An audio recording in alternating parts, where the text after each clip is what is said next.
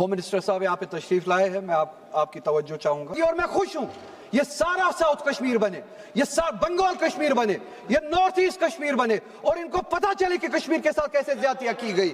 और ये डिस्प्रपोर्शनेट, ये डिस्प्रपोर्शनेट बात करने दो, बात करने दो, ऐसे बात नहीं हो सकता है। हो या कंक्लूड। माननीय सदस्य श्री आगा रहुल्ला सहित जी। थैंक यू मैडम, आपने मौका दिया इस डिबेट में हिस्सा लेने के लिए। मैं 3-4 पॉइंट्स क्लियर बोलना चाहता हूँ। उम्मीद है आप मेरे पॉइंट्स क्लियर होने तक इंटरप्ट ना करें, मैं ज़्यादा टाइम नहीं लूँगा। बहुत ही इंपॉर्टेंट बिल्स है जो यहाँ पे डिस्कस हो रही है। एक तो कंफ्यूज करने की कोशिश की गई प्राइम मिनिस्टर साहब की तकरीर में कि हम सभी वुमेंस रिजर्वेशन के ख़िलाफ़ हैं। वुमेंस रिजर्वेशन बिल जहाँ तक हमारी इतला है पिछले पार्लियामेंट में ऑलरेडी पास हो चुकी है, उसकी इम्प्लीमेंटेशन के लिए डेट तय भी किया गया था, पूरा हाउस उसमें मुत्तफिक है। तो वुमेंस रिजर्वेशन के खिलाफ न कोई पार्टी है न कोई इंडिविजुअल है, हम सभी उसके साथ हैं।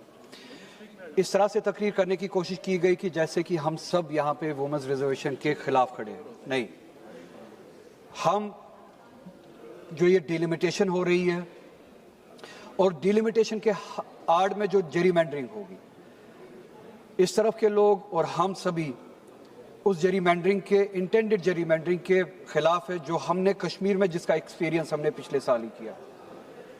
डिलिमिटेशन के नाम पे जेरीमैंडरिंग की गई, आबादी के तनासुब को इस तरह से ख़राब किया गया ताकि एक पर्टिकुलर पार्टी बीजेपी को फ़ायदा पहुँचे।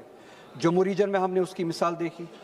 मुसलमानों और हिंदुओं के दरमियान जो बैलेंस था उसको इस तरह से ख़राब करने की कोशिश की गई और बहुत हद तक ख़राब किया गया उन कॉन्स्टिट्यूंसीज में जेरीमैंडरिंग के ज़रिए डिलिमिटेशन के नाम पे, जिससे तनासुब ख़राब हुआ। कम्युनल लाइंस पे जो है असेंबली कॉन्स्टिट्यूंसीज को डिलिमिट किया गया।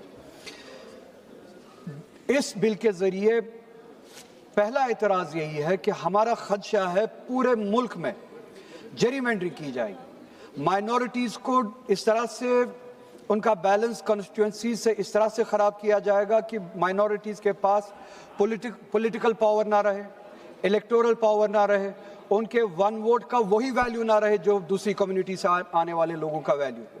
और इसकी मिसालें हमने पिछली डिलिमिटेशंस में देखी है, जम्मू कश्मीर में रिसेंटली देखी है जेरीमैंडरिंग के ज़रिए। होम मिनिस्टर साहब यहाँ पे तशरीफ़ लाए हैं, मैं आपकी तवज्जो चाहूँगा। कश्मीर में हमने इस एक्सपीरियंस को झेला है। हम नहीं चाहते हैं कि पूरे मुल्क में वो जेरीमैंडरिंग हो जिससे आबादी का तनासुब कॉन्स्टिट्यूंसीज में कम्युनल लाइंस पे ख़राब किया जाए। दूसरा इंपॉर्टेंट सवाल मेरा ये होगा, जम्मू कश्मीर के हवाले से हमने जब 1947 में इस मुल्क के साथ इल्हाक किया और हम इस मुल्क का हिस्सा बने, हमने कुछ प्रोटेक्शंस मांगी। आज वो आहिस्ता आहिस्ता वो सारी प्रोटेक्शंस ख़त्म हो रही है। प्रोटेक्शंस मांगने का सिर्फ एक ही वजह थी कि हम हमारे फैसले खुद ले पाए, कोई ख़ास आबादी हमारे फैसले ना ले पाए, कोई ख़ास जियोग्राफिकल इलाका हमारे फैसले ना ले पाए।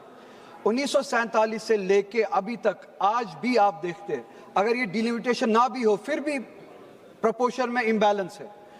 एक एमपी उठे थे सुबह वानाबी मरहूम जेटली जी, आंजहानी जेटली जी के वानाबी, जो उनकी तरह बनना चाहते हैं, नाम उनका याद नहीं आ रहा है, साउथ से वो कह रहे थे, खुद उन्होंने कोट किया अरुण जेटली जी को और ये कहा कि अरुण जेटली जी ने 2001 में ये कह के फ्रीज को जायज़ ठहराया, डिलिमिटेशन के प्रोसेस को, कि उन्होंने कहा कि प्रपोर्शन जो है वो इम्बैलेंस्ड है, प्रपोर्शन ख़राब है, it is tilted towards north. South के साथ अगर हम इस आबादी के तनासुब के साथ डिलिमिटेशन करें तो साउथ के साथ और बाकी रियासतों के साथ नाइंसाफी होगी and they will be at disadvantage. We don't want them to be at disadvantage because of this population proportion.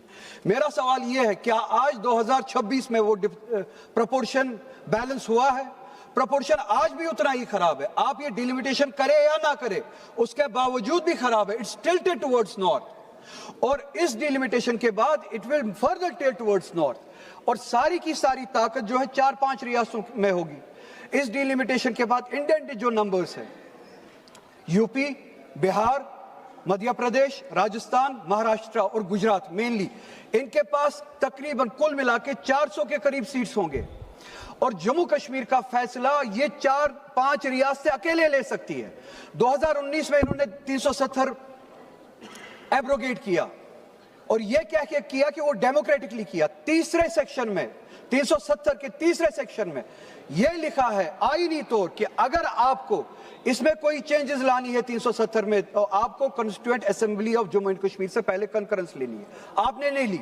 आपने कहा कि गवर्नर ने वहां से कंकरेंस दी, उस गवर्नर की कंकरेंस को हम जम्मू कश्मीर कॉन्स्टिट्यूएंट असेंबली की कंकरेंस मानते हैं। That is the miss representation of constitution, of the spirit of constitution. मुझे मेरा पॉइंट कंप्लीट करने दीजिएगा। उसके बाद हमारे पास एक ही इदारा बचता है। जब आपने वो चोरी की फिर एक ही इदारा बचता है, वो पार्लियामेंट है। पार्लियामेंट में आके जम्मू कश्मीर के लोग अपने हुकूक के लिए लड़े, तो आइडियली पार्लियामेंट में होना चाहिए। हमारे वोट का वैल्यू भी उतना ही हो जितना बिहार, यूपी, महाराष्ट्र, गुजरात का हो। पर जब आपने देखा हमारे पास 6 वोट्स है, लद्दाख मिला के हम 6 वोट जम्मू कश्मीर के, चाहे कुछ भी करे, 370 के हक में हो या 370 के खिलाफ हो, 6 के 6, मगर प्रोपोर्शन इस हद तक खराब है इस पार्लियामेंट में कि हम कुछ भी नहीं कर सकते। यूपी मन बना ले, बिहार मन बना ले, राजस्थान गुजरात मन बना ले, ये हम पे चीजें थोप सकते हैं और हम कुछ नहीं कर सकते। हम लाचार है। और जो 2019 में हमने देखा, इस डिलिमिटेशन के बाद वो प्रोपोर्शन और ज्यादा खराब होगा और उसका अताब जो है, उसकी लाठी जो है वो साउथ पे भी बरसेगी, बंगाल पे भी बरसेगी, नॉर्थ ईस्ट पे भी बरसेगी। और मैं खुश हूं ये सारा साउथ कश्मीर बने, ये सारा बंगाल कश्मीर बने, ये नॉर्थ ईस्ट कश्मीर बने और इनको पता चले कि कश्मीर के साथ कैसे ज्यादतियां की गई। और ये डिस्प्रपोर्शनेट, क्या बोल रहे हैं? ये डिस्प्रपोर्शनेट, बात करने दो, बात करने दो। ऐसे बात नहीं हो सकता है। हो गया कंक्लूड करिए, हो गया कंक्लूड हो गया।